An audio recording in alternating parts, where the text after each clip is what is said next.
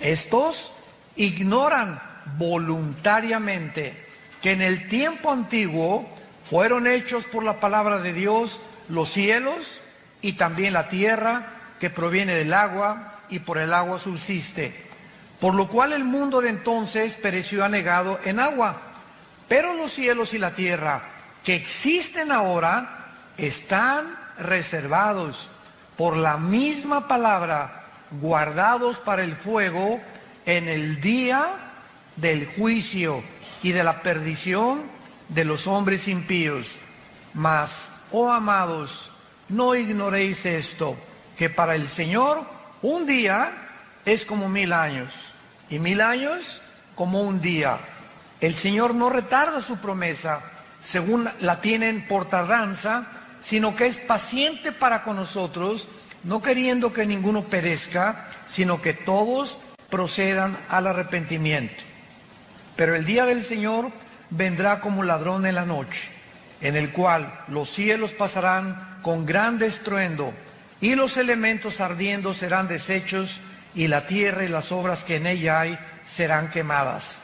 Puesto que todas estas cosas han de ser deshechas, ¿cómo no debéis vosotros andar en santa y piadosa manera de vivir, esperando y apresurándonos para la venida del día de Dios, en el cual los cielos, encendiéndose, serán deshechos, y los elementos, siendo quemados, se fundirán?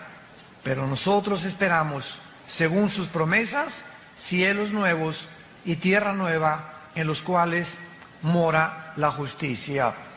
Hagámonos una pregunta antes de desarrollar este tema. Si supiéramos con absoluta certeza que Jesús vendría hoy en la tarde, ¿cómo vivirías? ¿Cambiarías la realidad de tus planes y prioridades y expectaciones? Si respondes que sí, entonces esto quiere decir que necesitas hacer algunos ajustes en tu vida. Porque la realidad es que Jesús sí podría venir ahorita saliendo esta reunión. O podría venir en la noche, o podría venir mañana. La Biblia nos muestra que ahora que Jesús venga por la iglesia o por nosotros en el arrebatamiento, que se conoce como la doctrina del rapto de la iglesia, vendrá repentinamente. Y así vino el juicio del diluvio, así fue destruida Sodoma y Gomorra, porque Dios actúa repentinamente cuando estén comiendo y bebiendo y dándose en casamiento. Vendrá de repente y no tendremos jamás en la eternidad otra oportunidad de vivir para Dios. Mientras observamos lo que está pasando en el mundo, como lo hemos visto en el seminario de ayer, el siglo XX fue el siglo donde más descubrimientos científicos y donde más avances tecnológicos el mundo ha desarrollado. Lo que no pasó casi en 6000 años, brincamos, escuchen esto, del burro al motor de gasolina en el siglo XX.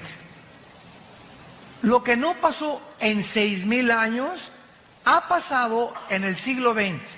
El siglo XX inició con la primera tentativa de volar por los hermanos Wright, norteamericanos. En el siglo XX se fabrica en 1903 el primer coche de gasolina, modelo T, marca Ford, por Henry Ford. En 1929 Alejandro Fleming descubre la penicilina. En 1939-40 los doctores Enrico Fermi, italiano, y Oppenheimer, alemán, descubren bombardeando el elemento uranio 235, produciendo la fisión nuclear, para producir la primera bomba atómica que fue soltada en Hiroshima y Nagasaki con 3 o 4 días de diferencia, y entrando el mundo al mundo nuclear. 1954 el primer submarino, o la primera plataforma también, que se hace en el espacio.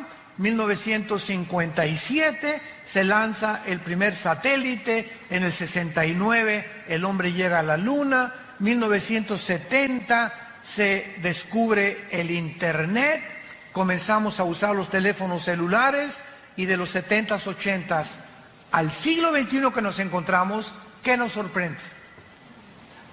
Es impresionante cómo el mundo de repente se abrió la llave del conocimiento y el ser humano subió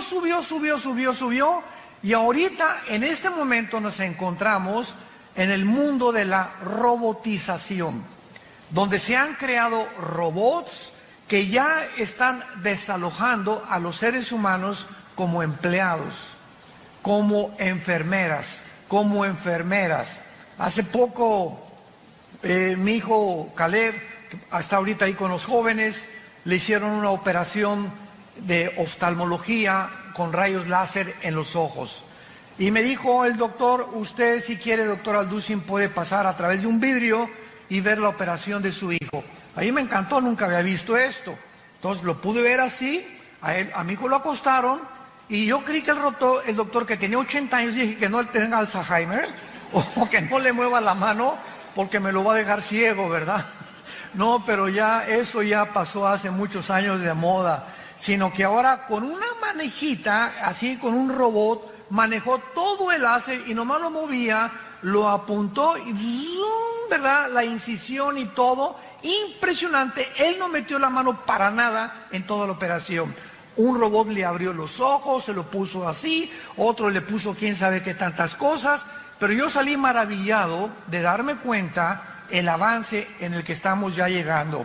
Antiguamente también para abrirte el corazón te abrían una cosa así, ahora ya nomás te abren una incisión de milímetros, te meten una aguja y hacen todo a través de cámaras electrónicas, de pantallas y de una robotización impresionante. Nos encontramos en esa época, pero también nos encontramos en segundo lugar en lo que se llama el transhumanismo. ¿Qué quiero decir? Que desde 1954 que se descubrió el ADN, el ácido desoxirribonucleico, por los doctores Crick y Watson, que les dieron el Premio Nobel de Medicina, 1954, desde ese momento hasta nuestros días, la ciencia de la genética y de la biología se ha introducido a tal grado que están tratando de mezclar, por ejemplo, el ADN de las arañas que produce esa telaraña que es impresionantemente casi irrompible, una cosa la telaraña con la oreja de un murciélago para mezclar el radar del murciélago con la telaraña, etcétera, etcétera. Y existen laboratorios clandestinos donde están tratando de mezclar animales con humanos. Estos primeros experimentos se llevaron a cabo por un doctor, se llamó Mengele, en la Segunda Guerra Mundial, que fue uno de los médicos de los nazis, de Adolfo Hitler.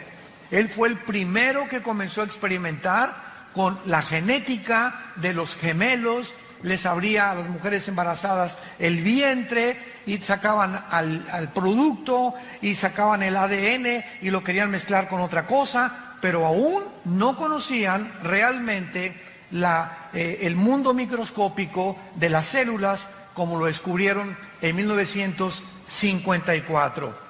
Entonces nos encontramos en un mundo muy complicado, un mundo muy difícil, un mundo científico, un mundo tecnológico, pero a pesar de estos increíbles avances tecnológicos y desarrollos científicos del siglo XX, nunca en la historia había habido un siglo con tantos ateos como en el siglo XX. El siglo XX de repente parece que todos estos descubrimientos de la tecnología y de la ciencia ensoberbecieron al hombre. Y así tenemos del principio, ¿verdad? Bueno, Carlos Marx ya fue del siglo XIX con Federico Engels cuando postuló su libro El Capital para desarrollar la ideología del comunismo, pero tenemos a Sigmund Freud, aparente a principios del siglo XX, ateo, tenemos a Friedrich Nietzsche, que dijo que yo estaba muerto, a Bertrand Russell, a Sam Harris, a Richard Dawkins, últimamente, a todos estos, Jean-Paul Sartre, Carlos Sagan, el astrónomo ateo también. Y es increíble cómo el siglo XX comenzó a enseñar. Yo me acuerdo cuando fui a la Universidad de México, la UNAM, a la Facultad de Filosofía, que me invitaron a una conferencia de filosofía, porque tengo un doctorado en teología y filosofía, para que yo les demostrara a los estudiantes qué avances en la filosofía se han alcanzado en el siglo XX, y la respuesta fue 0. Y se quedaron los estudiantes así. El mío maestro de filosofía me dijo, ¿a qué se refiere usted con que no ha habido avance en la filosofía? Le dije, el siglo XX se conoce como el tiempo o el siglo de la desesperación, como lo escribió el filósofo francés ateo Jean-Paul Sartre en su libro El Muro y en su libro La Náusea. Es el tiempo de la desesperación.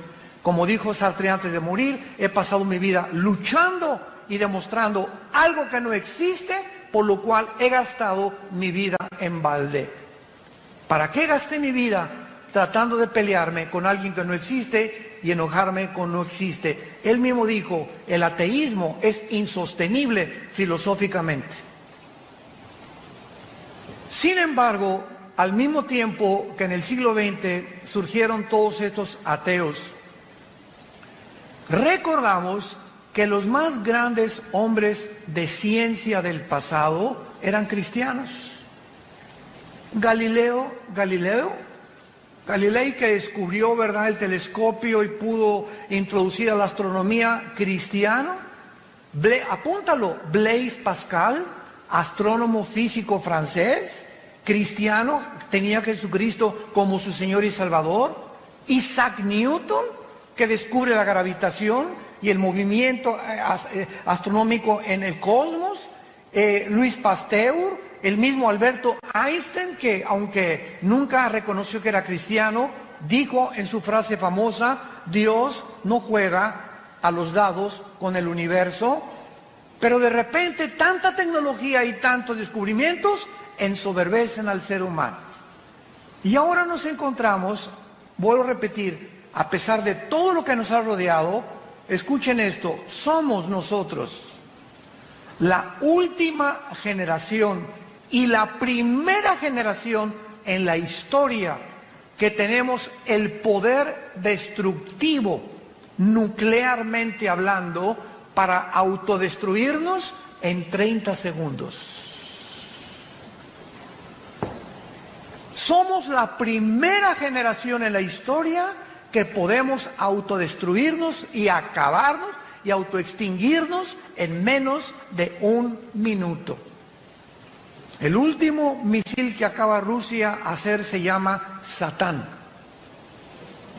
La palabra Satán significa en el hebreo el adversario. Y este misil que tiene Rusia y que Irán ahorita continúa desarrollando nuclearmente su armamento para tratar de gobernar el Medio Oriente, a destruir a Israel, estos misiles pueden salir de Rusia y llegar, síganme con mucho cuidado, si Rusia dispara un misil sin que Estados Unidos se dé cuenta, sale el misil y vuela y llega a Estados Unidos en 25 minutos. En esos 25 minutos que va volando el misil, los satélites norteamericanos e israelíes, a través del Mossad, que es el servicio de inteligencia de Israel, detectan el misil, pero ese misil puede venir también de Ucrania o puede venir, no lo pueden detectar exactamente la ubicación de donde viene.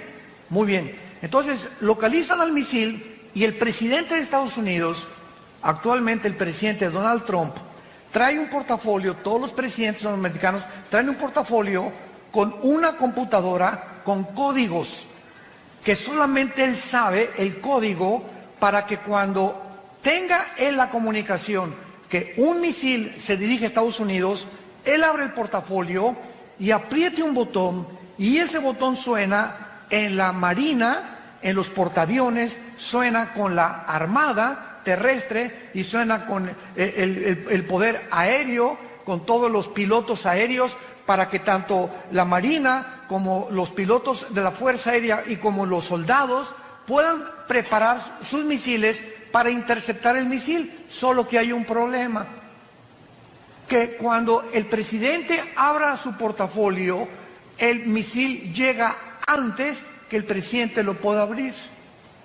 Y esto comenzó a suceder en los últimos 8 años en Estados Unidos, cuando el presidente Barack Obama, mandó desnuclearizar y quitar todas las armas nucleares e interceptar y decir que el portafolio era inefectivo. Lo tuvieron que volver otra vez a codificar y ha impedido que Estados Unidos, el escudo que le llaman antimisiles que tienen en Hawái y el escudo antimisiles que tienen enfrente de Nueva York, pueda funcionar con los submarinos Poseidón que están apuntando a Estados Unidos y que tiene cada submarino 6 torpedos nucleares, y un solo torpedo de ese submarino destruye 5 ciudades en 10 segundos. Y están apuntando en el Atlántico y están apuntando en el Pacífico. Basta solamente que algún loco, como ahorita el dictador de Corea del Norte, apriete un botón para desatar una conflagración a nivel internacional nuclear, que de acuerdo a la Biblia, en Apocalipsis 6, versículo 4, el cuarto jinete del Apocalipsis mataría a 1/4 parte de la humanidad. En este mundo nos encontramos un mundo de locos, donde la tecnología nos ha ensoberbecido y donde creemos que el ser humano, a través del humanismo, tiene la capacidad de resolver los problemas que van mucho más allá de nuestra capacidad humana para poder resolverlos. Nos hemos querido convertir en dioses. Este es el mundo que actualmente nos rodea. Y antes de entrar un poco más al tema, ¿por qué Rusia, Irán, Siria y Turquía se acaban de unir? Porque hace 25 siglos, en el libro de Ezequiel, capítulo 38, lo vimos ahí, 39, hace 2600 años, la Biblia profetizó que antes que Cristo regresara, se uniría Rusia con Siria, con Irán y con Turquía. Y estas naciones que la Biblia profetizó hace 2600 años, son exactamente las naciones que han formado un eje en el Oriente para poder controlar el Medio Oriente, donde se encuentran debajo de Arabia Saudita, de Irak y de Irán, casi el 70% de la producción petrolera del mundo. Entonces, el Medio Oriente es una manzana de la discordia. Por eso los ingleses antes de la Primera Guerra Mundial, por eso los árabes después de la Segunda Guerra Mundial, por eso Estados Unidos, por eso todo ha hecho que gire alrededor del Medio Oriente, donde la Biblia dice que comenzó la humanidad y donde la Biblia dice que la humanidad terminará en la ciudad de Jerusalén. Ahí va a terminar la humanidad con la batalla del Armagedón o la Tercera Guerra Mundial. Ahora, Rusia, ¿por qué cuando Trump le dijo a Putin, por favor, déjanos derrocar al presidente Assad de Siria, por qué Rusia lo impidió? Porque Rusia tiene la única base naval en Siria que está a orillas del Mediterráneo. Entonces, si quiere Rusia evitar que por el Mediterráneo se metan sus enemigos, lo harían, y jamás Rusia abandonará a la familia de los Assad. Ni tampoco Rusia permitirá, mientras esté Putin, que Siria caiga en manos de otra nación. ¿Por qué se acaba de unir con Irán? El ayatollah Khomeini y el presidente Rouhani de Irán acaban de dictaminar que van a destruir a Israel y que ya tienen los misiles apuntando en contra de Israel. ¿Por qué se unió con Rusia? Porque Rusia tiene a papá China. China ahorita está protegiendo a Corea del Norte y China se hizo amigo también y compadre de Putin, el presidente Xi. Gracias a Dios que ahorita acaban de tener una reunión que se llamó el G20 en Japón, donde Trump ya se hizo compadre de Xi otra vez, se hizo compadre de Kim Jong, tu padrino, ¿verdad? Y ya se hicieron amigos entre ellos, y otra vez la crisis comercial que nos estaba casi presionando en el mundo entero, donde amenazó Trump que iba a subir el 5% los aranceles en México si nosotros a los migrantes no los deteníamos en Guatemala, y si China seguía invadiendo el mercado internacional de Estados Unidos. Gracias a Dios que ya por lo menos hay un poco de respiro. Trump amenazó a Huawei, otra compañía china de productos de computación. Ya ahora se permite que ya se vende el Huawei otra vez, etcétera, etcétera. Y el mundo ha entrado ahorita a un tiempo de supuesta paz, mientras se acomodan cada una de las cosas y nos damos cuenta que el armamento nuclear que tiene Irán, que tiene Rusia y que tiene Estados Unidos no son juguetes. Cuando vuelven a armarse las naciones, son para poder conquistar el mundo, que ha sido el sueño de Alejandro el Magno, de Napoleón Bonaparte, de Carlomagno, de Aníbal, de Hussein, de Castro, de todos los dictadores que ha habido, de Gaddafi en Libia, de Mussolini, de Hitler. La historia está permeada de personas ambiciosas por controlar el mundo y tener control sobre los demás. Esta es la situación que la Biblia nos describe desde hace 2600 años. Ahora, muy bien, en vista del mundo que estamos viviendo, tan conflictivo y tan amenazador, donde ustedes saben cuál es la enfermedad del siglo XX, no estamos hablando de ataques al corazón, ni el cáncer, ni otras enfermedades que también tienen un índice muy elevado, sino que ahora se acaba de descubrir a través de la Clínica Mayo y el Hospital Hopkins, que son las dos instituciones clínicas más prestigiadas del mundo, hace 2 años y medio aproximadamente, concordaron que el 70% de las enfermedades de los seres humanos, mentales y físicas, tienen un común factor denominador: el estrés. Santa Cachucha. El estrés es la enfermedad del siglo XXI. ¿Y qué es el estrés? Es un estado interno de insatisfacción, de tensión, de preocupación crónica por dentro. No puedes estar en paz contigo mismo. Quítate a los niños. No me estés molestando ahorita. No te me atravieses. Con el claxon. Y trabajan y se pelean y se matan. Y la gente está en un estado de rencor, de amargura y de odio como jamás se había visto. Siempre ha habido guerras, siempre ha habido revoluciones, pero ahora es de carácter interno. Ahora el ser humano se está descomponiendo porque algo dentro de su vida no le da la paz que necesita. Y encontramos una lista impresionante de cantantes, de actores, de políticos, de deportistas, de gente multimillonaria que están rodeados de todo lo que cualquiera quisiera desear, diciéndonos: soy la persona más vacía y más miserable de esta vida, entregándose a las drogas, como cuando muere el rey del pop, Michael Jackson, tu ídolo. Cuando muere no se sabe si era hombre o si era mujer.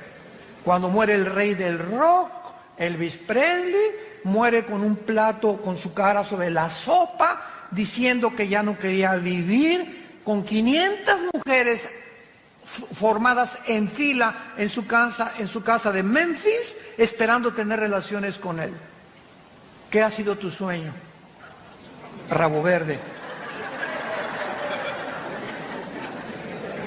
Y todo lo que nosotros pensamos que nos podría dar, o lo que quisiéramos algún día soñar, nos damos cuenta que lo han tenido los seres humanos, como Salomón escribió en el libro de Eclesiastés capítulo 2, a la risa le digo enloqueces, y al placer de qué sirve esto, cuando tenía 800 esposas.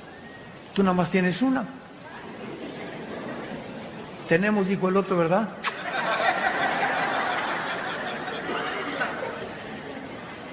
¿Qué mundo Vino Jesucristo hace 2000 años a describirnos.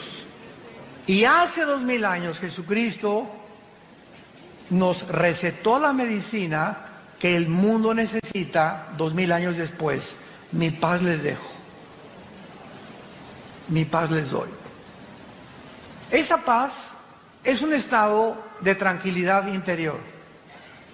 Es un estado de confianza interior, de seguridad, de esperanza que todo está bien. Guerras, el petróleo, cayó el peso, el gobierno, y lo que sucede a nuestro alrededor, esa paz impide, es como un muro a nuestro alrededor, como un cerco invisible de protección que impide que las condiciones del mundo entren a nuestra alma. Y que el mundo puede estar cayéndose junto a nosotros y nosotros tenemos tranquilidad y paz porque sabemos que estamos en manos de nuestro Creador. Y que nada ni nadie nos podrá nunca separar de Él. Hace algún tiempo un rey mandó, o más bien decretó un concurso, que por favor, entre los pintores que había en el reino, ¿quién podría pintar un cuadro que describiera la paz? Y pues hubo bastantes personas que se acercaron y pintores a concursar. Y pues uno pintó así el Popocatépetl, así, ¿verdad? Bonito, tranquilo, no explotando desde luego. Otro el mar, la bahía de Acapulco, así lindo. Otro un bosque, etcétera, etcétera. Y finalmente, el que ganó el concurso fue un pajarito que estaba detrás de una cascada dormido. A ese le dieron el primer premio. Porque así es la paz. Podemos estar con los ojos cerrados y caer una cascada a nuestro alrededor de problemas y tribulaciones, pero el pajarito sabe que él está seguro detrás de la cascada. Y nosotros recordamos las palabras que nos dijo el Señor: no temas, pequeña manada, nunca te dejaré ni te abandonaré. Estaré contigo hasta el fin del mundo. Y cuando adquirimos esa paz, escúchame muy bien, cuando el cristiano tiene esta paz, es cuando podemos ser guiados por el Espíritu Santo. Tú no puedes discernir al Espíritu Santo ni leer la Biblia como Pepita en comal. Ay, hermano. Señor. Mire, doña Chole, apláquese. Cálmese, y ya que usted esté tranquila, ¿verdad? Hínquese. Es que mi hija se fue de la casa. Pastor, hasta que usted no se calme y hasta que tú no estés tranquilo y comiences a hincarte y a alabar a Dios y decirle: Señor, gracias porque este estado de estrés en el que me encuentro no va a hacer regresar a mi hija. Este estado de estrés en que me encuentro no va a arreglar mis problemas de negocio ni de dinero. Este problema en el que me encuentro no hace que mi esposo me quiera tampoco. Y se fue hace 3 días, pues que se vaya. Pero yo no voy a perder la paz. Y cuando nosotros mantenemos este estado de control interno y de esa paz, puedo venir a la Biblia y discernir la palabra de Dios. El Espíritu Santo no puede comunicarse con una persona que no tenga paz. Por eso es tan importante, la paz les dejo, porque es importante para poder acercarnos a Dios y discernir la voz del Espíritu Santo. Vamos a 2 de Pedro, nuestro pasaje que acabamos de leer, y vamos a ver de qué manera se relaciona con todo lo que estamos compartiendo.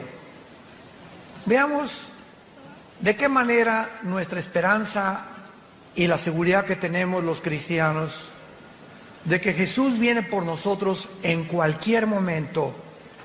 Y tu taller de carpintería, tu taller de plomería, tu bufete de abogado, tu consultorio médico, tus propiedades, tus edificios, tus condominios, tus coches y todo lo que hemos nosotros tratado de amontonar en cualquier momento. Si Jesús no viene y tú estás creyendo, pues tengo todavía 10 años de vida o 20 años de vida, estoy joven, tengo 40 años, etcétera, etcétera. En cualquier momento puedes ir a cualquier clínica y te dice el médico, le acabamos de tener una radiografía, usted tiene cáncer. Pero ¿cómo que yo me siento muy bien? Es que la radiografía no miente, señor, usted tiene cáncer. Y en ese momento que tú sabes que ya, a partir de esa noticia, tienes los días contados, ajustas toda tu vida. Y te das cuenta que rápido pasó tu vida y que en cualquier momento ya te puedes ir al otro lado, a la presencia del Señor o al infierno, según sea tu condición, y que en ese momento este diagnóstico mueve tus sentimientos, tus emociones, tus negocios y todo. ¿Por qué? Simplemente porque sabes que tu vida está en un hilo y estás en la orilla de un precipicio. Ahora, no necesitamos que alguien nos dé este diagnóstico de la misma manera. Cristo puede, dentro de 2-3 horas, mañana, venir por nosotros. ¿Cuál es el mensaje que les quiero compartir? Con lo que el apóstol Pedro nos comunica en este pasaje. Veamos entonces los consejos que nos da. Número 1. La primera cosa que se nos aconseja en 2 de Pedro capítulo 3, particularmente las promesas relacionadas con el futuro, es el origen de las promesas de Dios. Amados, esta es la segunda carta que los escribo, y en ambas despierto con exhortación vuestro limpio entendimiento. O sea, lo primero que Dios nos dice es, quiero que entiendan. Padre, ¿qué quieres que entendamos en esta época? Versículo 2, que tengamos memoria de las palabras que antes nos fueron dichas por los santos profetas y el mandamiento del Señor y Salvador dado por nuestros apóstoles. Lo primero que tenemos que recordar es las promesas de Dios. Nunca te dejaré, nunca te abandonaré. Ten paz. No importa tu destino, tu futuro, las noticias, lo que al mundo le pase. Recuerda las cosas que están escritas en este libro. Veamos, por ejemplo, en el libro de Isaías, capítulo 44, versículos 6 al 8, lo que hace 2500 años aproximadamente Dios nos dijo.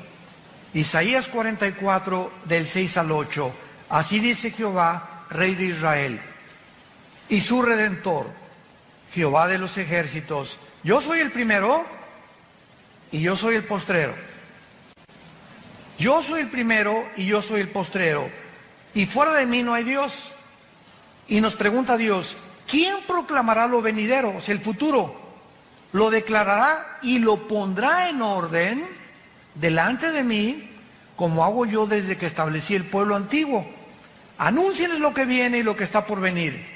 No tengan miedo, no teman, no se amedrenten.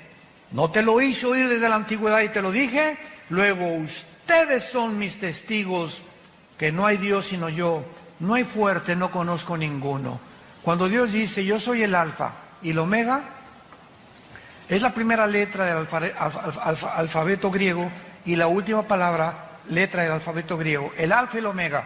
Si nos dice Dios, yo soy el primero, y yo vengo a la Biblia y leo Génesis, y veo que los científicos actuales están poniéndose de acuerdo y reconociendo que la descripción de la creación del universo, de acuerdo a los primeros 2 capítulos del Génesis, coincide con la astronomía, coincide con la física, con la primera y la segunda ley de la termodinámica, coincide con la biología y coincide con la paleontología y con la antropología. Entonces comienzo a enfocarme, a darme cuenta que si lo que en la Biblia en el principio es verdad, en el principio, ¿dónde me encuentro yo si Dios es el final? Nos encontramos en medio.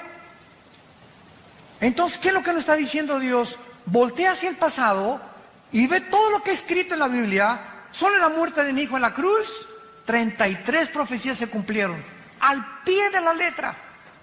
Cuando Jesús colgaba en la cruz, se estaban cumpliendo 33 profecías por los profetas hebreos, al pie de la letra. Ahora, si eso en el pasado lo vemos, que se ha cumplido, nos damos cuenta que estas palabras son fieles y verdaderas. Y si yo me encuentro en medio, de la misma forma que se cumplió el pasado y Él es el final, se cumplirá también el final. Por lo tanto, camino hacia el final con confianza en que Dios cumplirá su propósito en mí. Es lo que quiere decir, yo soy el primero y yo soy el último. No tengan ni tengan temor. ¿Quién más puede anunciar el futuro sino yo? Dice el Señor. Esto se refiere, ¿verdad?, a todos los eventos futuros profetizados en el Antiguo Testamento. Por hoy se dice el primer consejo del apóstol Pablo: recuerden ustedes las promesas que en el pasado los profetas y apóstoles hicieron, para que ustedes puedan mantener esa paz que es importante para tomar decisiones. Tú no puedes tomar una decisión con quién te vas a casar, qué coche comprar, qué terreno vender, qué cosa hacer, qué negocio llevar, qué medicinas tomarte si no tienes paz. La falta de paz nos hace tomar decisiones equivocadas, de las cuales nos vamos a lamentar el día de mañana. Porque en el momento que tomamos la decisión para casarnos, para comprar ese vehículo, para comprar ese terreno, lo hicimos no con la dirección del Espíritu Santo, lo hicimos en la carne, guiados por nuestras pasiones. Y es cuando nos lamentamos y después le echamos la culpa a Dios por la condición en la que estamos viviendo. En segundo lugar, veamos nosotros en 2 de Pedro capítulo 3, en nuestro pasaje, que dice la Biblia en el versículo 3 y versículo 4, sabiendo primero esto. Es la segunda cosa que Dios quiere que sepamos. Número 1, las promesas de Dios. Número 2, tenemos que saber que en los tiempos que estamos viviendo, o sea, los postreros días que son los nuestros, vendrán burladores. Vendrán burladores. El siglo XX se llenó de ateos. ¿Quién es un ateo? Una persona que se burla de alguien que no existe. Santa María Catarina. Es una persona que se burla o insiste en pelearse con alguien que no existe. Por eso decía Sartre que es insostenible filosóficamente el ateísmo. Entonces vendrían burladores y los vemos, aunque ya son menos, andando según sus concupiscencias. Y estos burladores, dice la Biblia en el versículo 4, van a comenzar a decir: ¿dónde está la promesa de que Cristo va a regresar? O sea, de su advenimiento. Porque desde el día en que los padres durmieron, o sea, todas las cosas en el mundo han sido así. Y dicen, siempre ha habido guerras, siempre ha habido terremotos, siempre ha habido pestas. ¿Por qué dice que son señales de los últimos tiempos? Muy bien. Estas personas querrán atacar las promesas de Dios y de nuestro corazón, y la Biblia les llama burladores. Un burlador, es muy importante, no es la misma persona que tiene dudas. Entonces, hay una gran diferencia entre un burlón y una persona que tiene dudas honestas. La persona que tiene dudas honestas dice lo siguiente: yo no puedo decir que no creo en Dios. Yo no sé, más bien, honestamente, yo no sé si existe Dios. Pero si existe Dios, oh Dios, si tú existes, dame evidencias que tú existes. Y dice la Biblia, me encontrarás y me buscarás con todo tu corazón. Entonces Dios oye a las personas que tienen dudas y que dudan, ¿verdad? Como Job. Job llegó un momento en que todo lo que le pasó en el capítulo 3 dice: Señor, ¿por qué mejor no fui un abortivo? ¿Para qué me permitiste y para qué nací? Para todo este sufrimiento que estoy atravesando. Entonces Job le preguntó a Dios: Señor, ¿por qué no fui un abortivo? Pero vean la diferencia. ¿Para qué me hiciste? ¿Para qué fui un abortivo? Chale. Podemos acercarnos a Dios con una actitud: Padre, yo no entiendo lo que está pasando, por qué te vas a mi hijo, etcétera, etcétera. oh Dios, dame la fortaleza ahorita y dime, muéstrame, ilumíname, porque quiero seguir confiando en ti. Ah, ¿ya ves? Y para eso me perdí el trabajo, para ser cristiano. Vean la diferencia en la actitud. Cuando tenemos esa actitud de retadores y de soberbios, demandando a Dios que nos conteste como si fuera nuestro sirviente, jamás te contestará. Y el resultado será que vivirás amargado o vivirás amargada, porque tú crees que no te contestó Dios, pero no te contestó por tu actitud.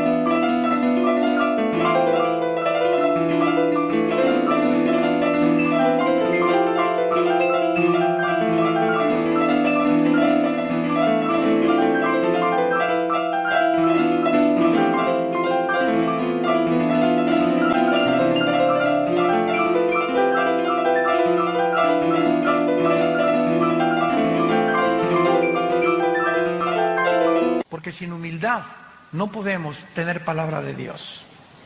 Entonces, las personas que dudan están abiertos, pero el burlador ni siquiera quiere oír las evidencias ni hacer caso de las evidencias. ¿Se acuerdan de los fariseos?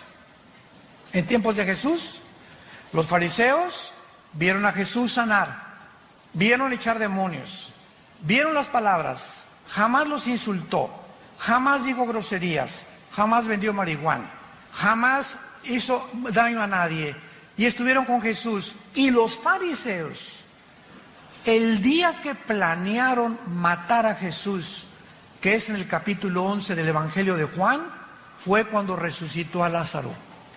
El milagro más grande que Jesús hizo, enfrente de cientos de personas, Lázaro, 3 días de muerto, donde ya se había descompuesto su carne, la sangre le había dejado de circular, la condición del cerebro, dicen los médicos que a los 20 minutos, ¿verdad?, ya el cerebro se atrofia cuando ya no hay oxígeno, etcétera, etcétera. Y Lázaro tenía 3 días, y dicen que ya hedía, apestaba ya.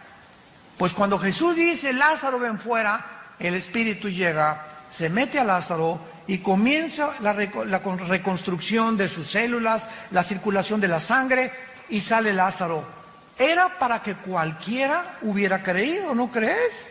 Estás buscando de que si yo veo un milagro voy a creer en Dios.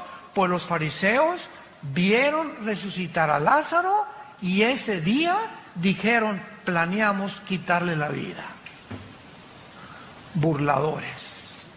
Yo me he encontrado con diferentes tipos de ateos y diferentes tipos de personas, como uno les conté hace algún tiempo en una reunión, que saliendo de una conferencia en un hotel en México, en el elevador se acercó un señor así muy retador, me dice, usted es el doctorcito Alducin, ¿verdad? Pero así, ¿verdad?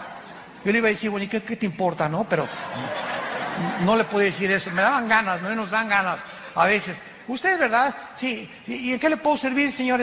A ver, diga, contésteme. Pero así, a ver, contésteme. Dios es todopoderoso, ¿verdad? Sí, claro, le contesté. Bueno, si es todopoderoso, entonces no tiene poder para destruir al diablo. Y le dije, claro que sí. Y le dije, pero dele gracias a Dios, porque comenzaría con usted. El hecho que Dios no haya terminado con la maldad implica que Dios no quiere que todo mundo sea condenado. Y le dije, el hecho, cuando bajamos el elevador, que usted quiere que le conteste la pregunta en la actitud burladora en la que usted se me está acercando, no merece que le conteste como yo le contesté. Pero así encontramos tipos de diferentes personas con diferentes actitudes. Veamos nosotros que este burlador se dedica a burlar, a criticar, a despreciar y atacar las cosas de Dios sin tener o tener evidencias, pero él no quiere evidencias, él quiere mantener una actitud de soberbia en contra de Dios, volviendo su enemigo. Vean lo que dice el Salmo 10 acerca de los burladores. David escribió hace 3000 años el Salmo 10. Y dice la Biblia que aquí se describe algunas características de este tipo de personas que abundan a nuestro alrededor. Las encontramos en los maestros de escuela, en las universidades, profesionistas, médicos, en fin, ¿verdad? En todas las áreas de la sociedad se encuentran estas personas. Dice el Salmo 10, versículo 3 al 5, porque el malo se jacta, o sea, se enorgullece del deseo de su alma. Bendice al codicioso y desprecia a Jehová. El malo, por la altivez de su rostro, no busca a Dios. No hay Dios en ninguno de sus pensamientos. Sus caminos son torcidos en todo tiempo. Tus juicios los tiene muy lejos de tu vista. Y dice en su corazón, no seré movido jamás, nunca me alcanzará el oportunio. Y el capítulo 14 de los Salmos, versículo 1, dice, el necio dice en su corazón, no hay Dios. El necio o el burlón dice en su corazón, no hay Dios. Ahora, ¿por qué actúan de esta manera? Regresamos a nuestro pasaje de Segunda de Pedro.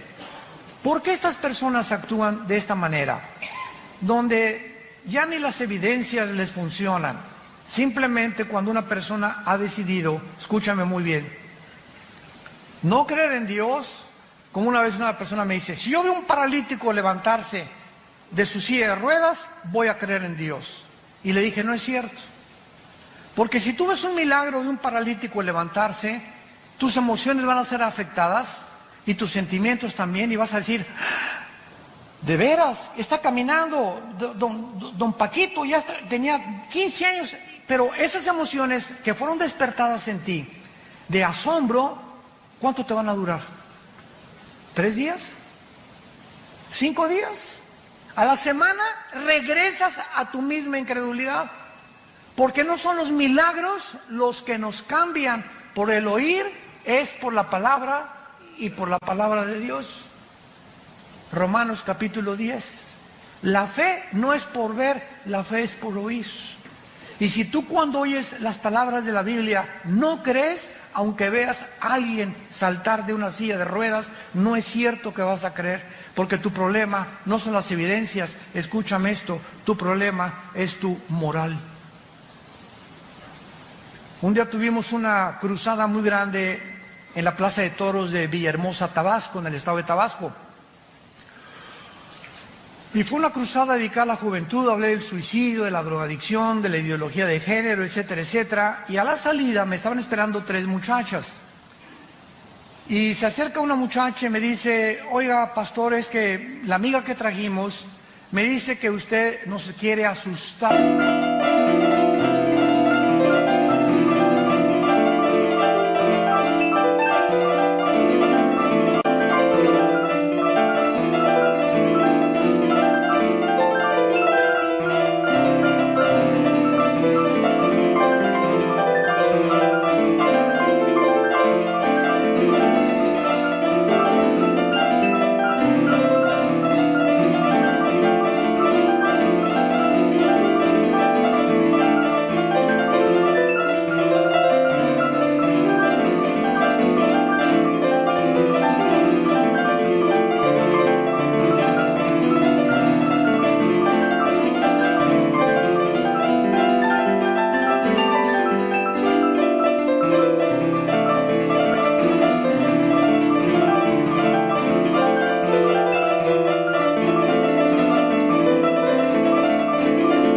Porque prediqué del infierno la última noche, que usted nos quiere asustar porque el infierno no existe. Entonces le pregunté a la muchacha, oye, ¿por qué no crees en el infierno? No, pues porque no es cierto, usted es el único que viene a asustarnos. Y yo le dije a la muchacha, mira, yo creo que tu problema no es de carácter intelectual ni teológico, sino moral. Y la otra amiga me dice, sí es cierto, tiene 3 amantes. Vive con 3 muchachos. Le dije, ya ves, por eso no crees en el infierno. No es que no creas, escúchame muy bien, es que no te conviene creer. Y así hay cantidad de gente en tu familia, amigos, que les puedes traer, les puedes mostrar, pero no les conviene porque ellos saben muy bien que al enfrentarse ante la verdad y ante la luz los va a desenmascarar. Y el Dios de la Biblia te va a demandar que tú dejes tus pecados, pero no te ordena que los dejes sin su poder.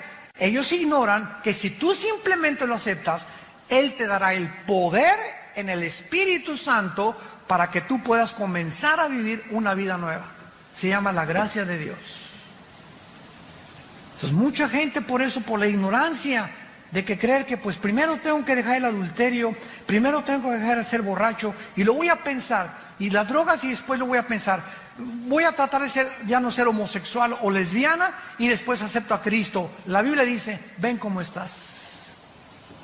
Cuando oigas su voz, no te endurezcas, ven cómo estás, ven a la cruz, Señor, soy un homosexual, Señor, soy una lesbiana, soy borracho, parrandero y jugador.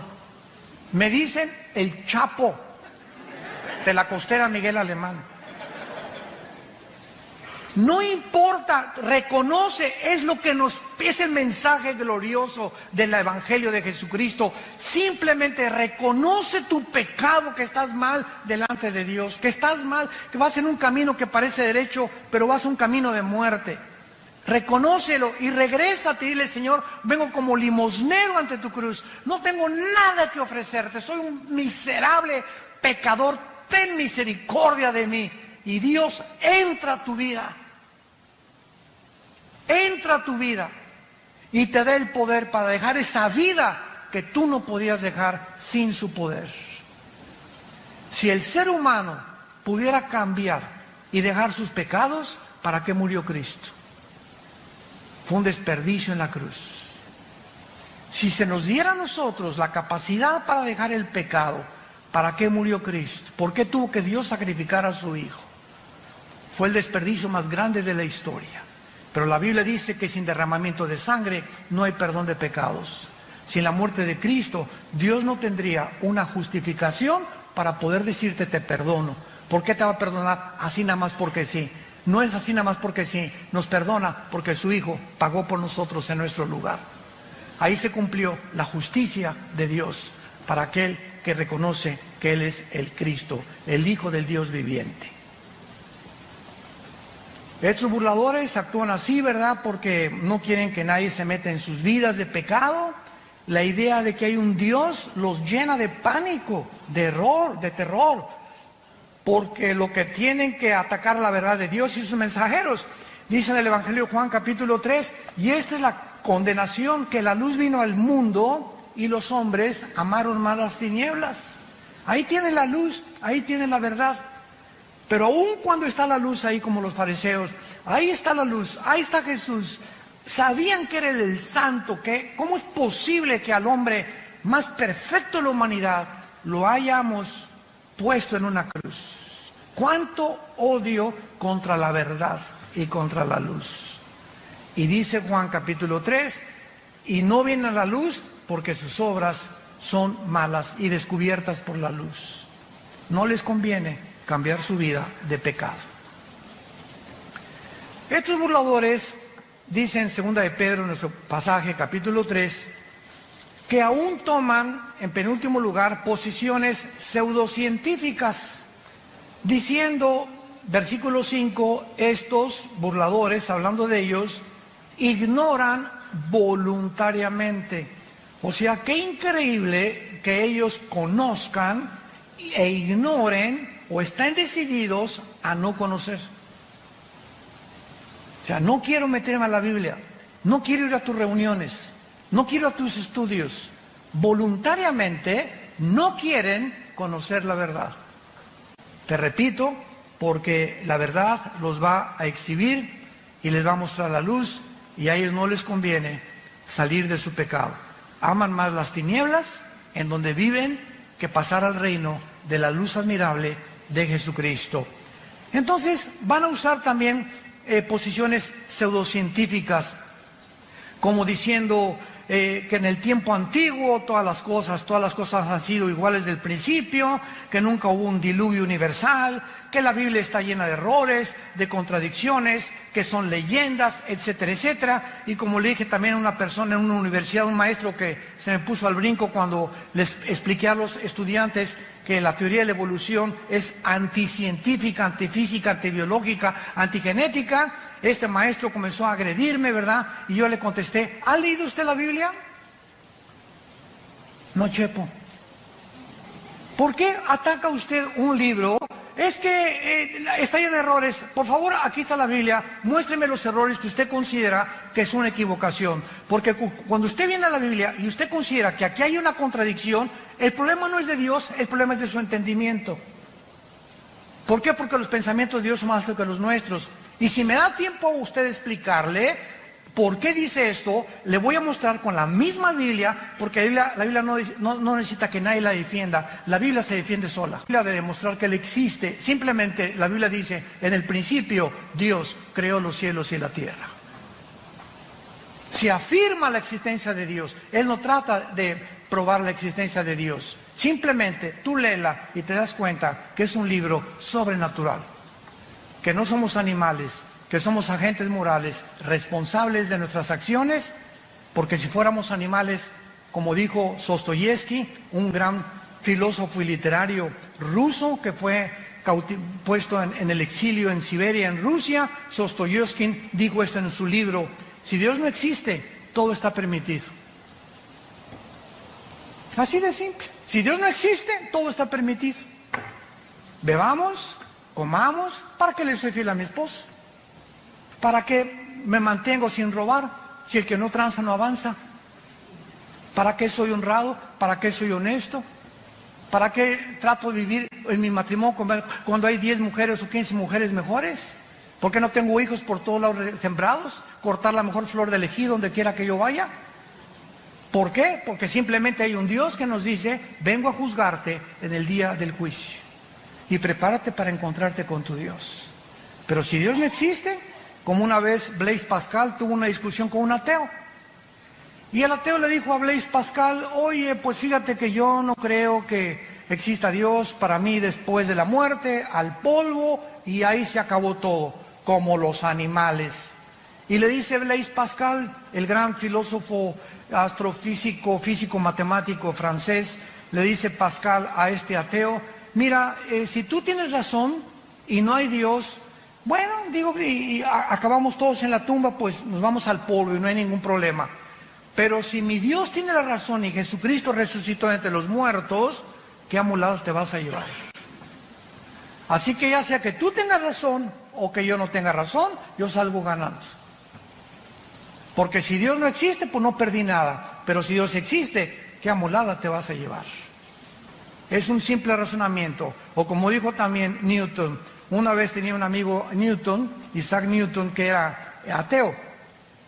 Y entonces estaba viendo el universo una noche que estaba con Newton, y Newton estaba con sus matemáticas cuánticas y su astronomía y considerando muchas cosas del universo, etcétera, etcétera.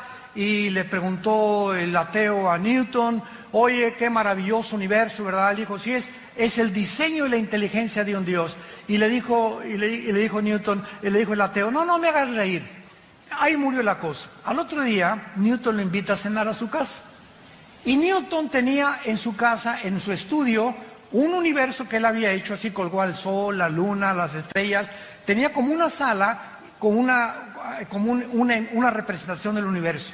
Entonces, llegó este amigo de él a su sala y vio todo esto colgado y le preguntó el ateo, oye, qué bonito, ¿quién colgó todas estas cosas? Y le contestó Newton, se colgaron solas.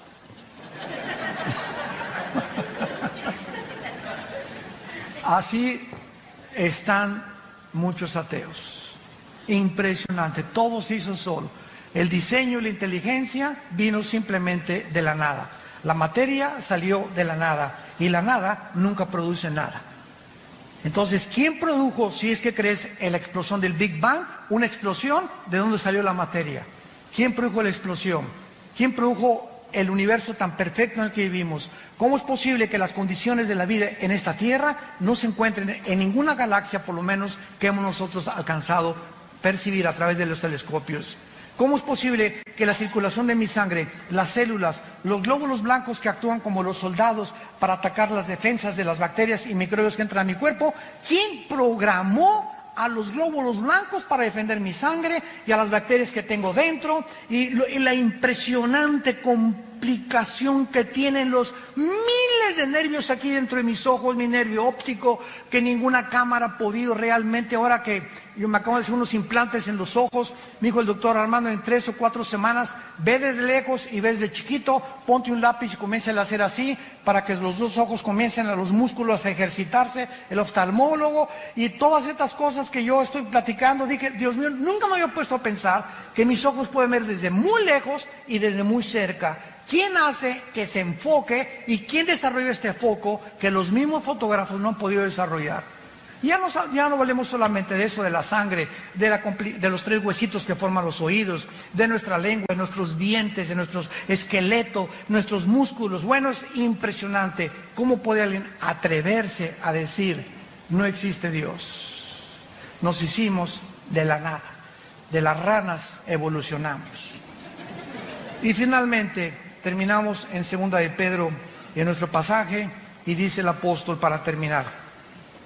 Versículo 8. Mas, oh amados, 2 de Pedro 3:8. No ignoren esto, que para con el Señor un día es como 1000 años y 1000 años como un día. ¿Qué quiere decir? Que para Dios no existe el tiempo. Cuando la Biblia dice en Génesis 1:1, en el principio Dios creó el cielo y la tierra, ¿saben a qué se refiere?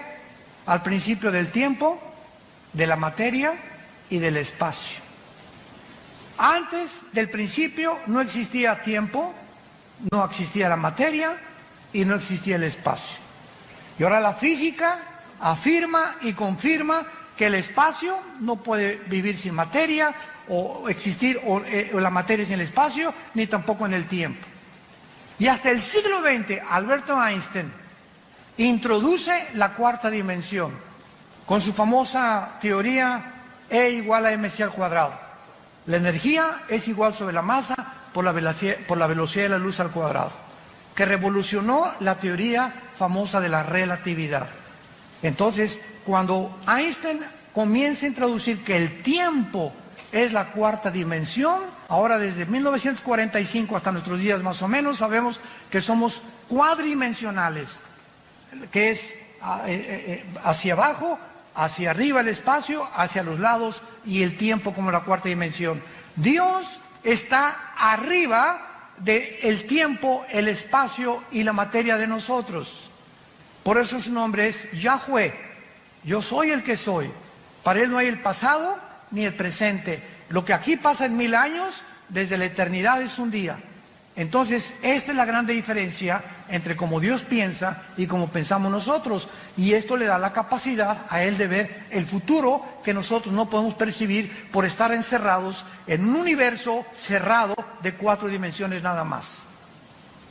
Por eso dice la Biblia, amados, no lo ignoren. Para Dios el tiempo no existe.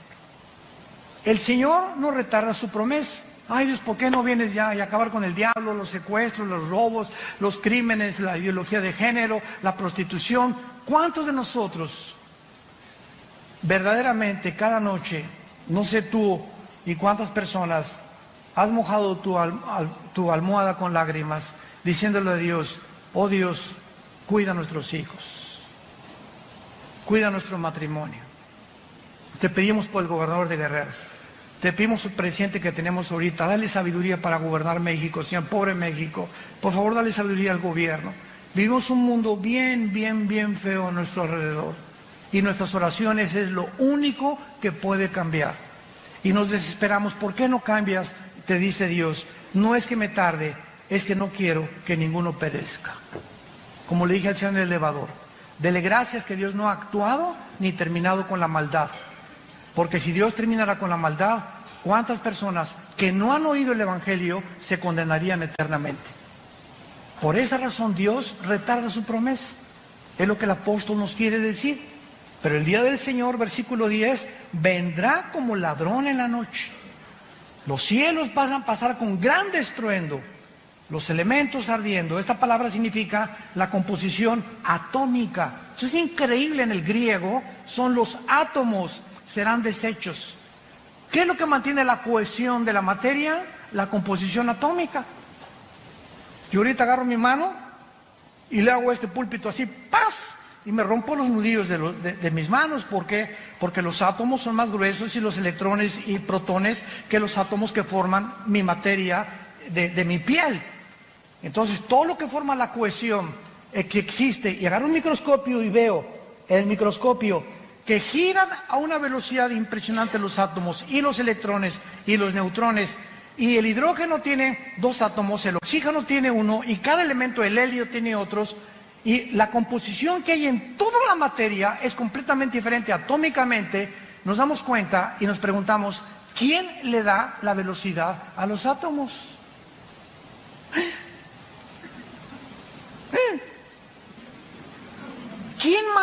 ¿Quién les hizo así a los átomos? Están violando una ley física, que dice la física que si yo hago una canica y le hago así a la canica, sale disparada la canica, y la velocidad de la canica es proporcional a la fuerza que yo le aplico. Si agarro una flecha y la disparo con un arco, sale la flecha, y la flecha tiene que caer en una parábola. Un balazo, sale la bala y la bala tiene que caer. ¿Por qué? ¿Por qué no se mantiene la flecha continuamente volando, o la bala continuamente volando, o mi canica continuamente volando? ¿Por qué? Porque se tiene que detener. ¿Por qué la Tierra sigue girando sobre su rotación? ¿Por qué no se detiene? Pregúntale a tu maestro ateo. ¿Quién le hizo así a la Tierra? ¿Quién mantiene la Tierra? No es solamente girando perfectamente una velocidad de 24 horas sobre su eje, sino que ¿quién la sigue impulsando alrededor del Sol en 365 días? Desde hace miles de millones de años. La Biblia dice en Hebreos 1:3, Jesucristo sostiene todo el universo con la palabra de su poder. Es Dios de la materia, el Dios del átomo, el Dios de los electrones, el Dios que nos ha puesto todo en un orden para que podamos admirarle y decirle en esta tarde, inclinemos nuestra cabeza, te alabamos, oh Dios, creador de los cielos y de la tierra. Te bendecimos tu nombre porque has tenido misericordia de nosotros. Porque en esa cruz, tu palabra dice, de tal manera amó Dios al mundo, que nos ha dado a su Hijo unigénito, para que cualquiera que en este momento crea en Él, no te pierdas, mas recibas el regalo de la vida eterna en Cristo Jesús. El Dios y Padre de Jesucristo, al gran pastor de las ovejas, que derramó su sangre en una cruz por el pacto sempiterno, nos da la capacidad de adorarle, de conocerle y de servirle en espíritu y en verdad. Y si tú invocas por Padre aquel que sin acepción de personas nos juzga de acuerdo a nuestras obras, caminemos en el temor de Dios durante toda nuestra peregrinación. ¿Qué es el hombre? Somos simples peregrinos. ¿Qué es nuestra vida? Como la niebla. Ayer teníamos 20 años, 10 años. Hoy tenemos 50, 60, 70, 8 años. Nuestra vida pasa como una sombra, como la niebla que aparece y desaparece. Y tenemos solo una oportunidad en esta corta vida.